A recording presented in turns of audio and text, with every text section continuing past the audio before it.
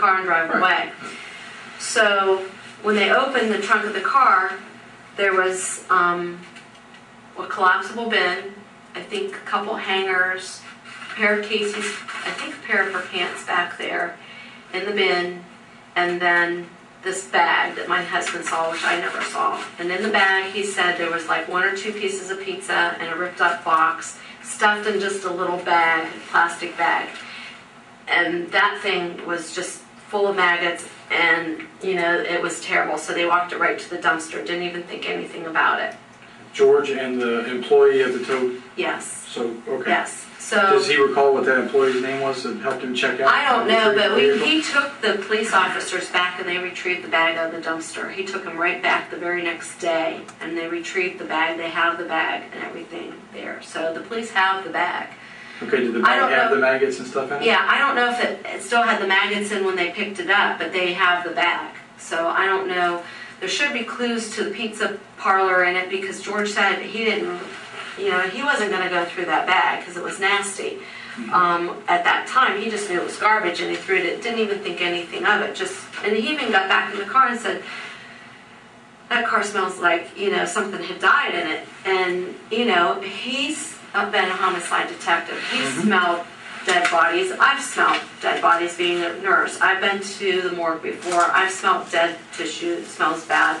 Pseudomonas is one of the worst smells if you know what a Pseudomonas infection is.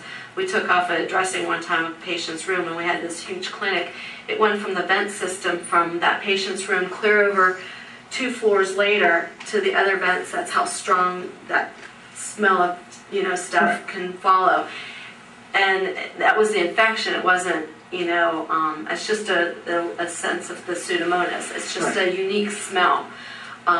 I've never smelled pizza 19 days. And I don't know of anybody that says they've smelled pizza 19 days in a car that sat out in the hot.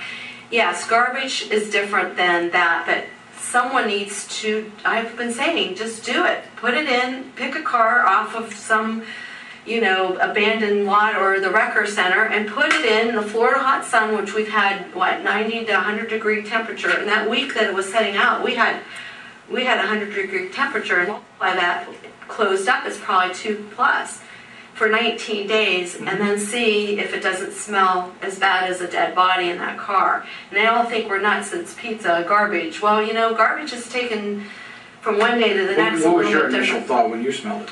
Something was really rank in that car. Didn't know what it was. And, you know, I'll clarify my statements, and I've said that to the officers.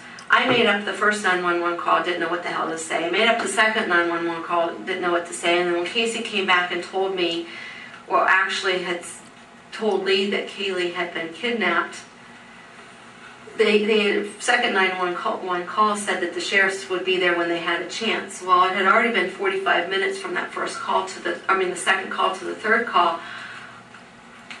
I just said whatever it was, get him out here now, because now I realize my granddaughter is missing and we actually have something to go on, and not me just, you know, can't get from my daughter where Kaylee's at, because she had maintained that Kaylee was with the sitter.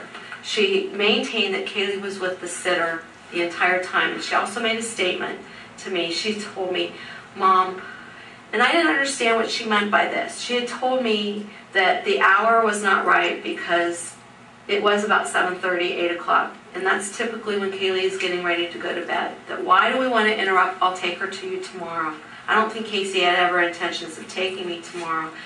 But she made the comment after I kept pushing, and even Lee, because my son, by the time I had gotten Casey back home, when I realized that I wasn't going to get any help sitting in the parking lot at the annex of the Orlando Police Department, I took her home, and just as I was coming around to my house, my son had called me and said, hey, Dad said that there's something going on. All my husband had done was called him and said, you might want to touch base with Mom. He wasn't making reference about the car, didn't know about Kaylee or anything else at that point. So he was actually home. He goes, where are you at? And I said, well, I'll be there in 2 minutes, less than 2 minutes, I'll be home. So when I got to the house, Lee was there and never left Lee's sight. That's why I know she didn't go back out and take that lanyard and all that other stuff. But she stated something, and I haven't had a chance to talk with Lee about all of this stuff. She made a comment to Lee when he said, why are you going to allow Mom to get the police involved in this? if you can take Mom and I to Kaylee tomorrow, let's just do it tonight. Why do we want to get the police involved? And Casey said, and I'm not sure how she said it, but she said, I don't want to disrupt her life because from here on out, Keely's life will never be the same. And I never understood what she meant by that, and I didn't even ask her that because I wasn't sure. I said, well,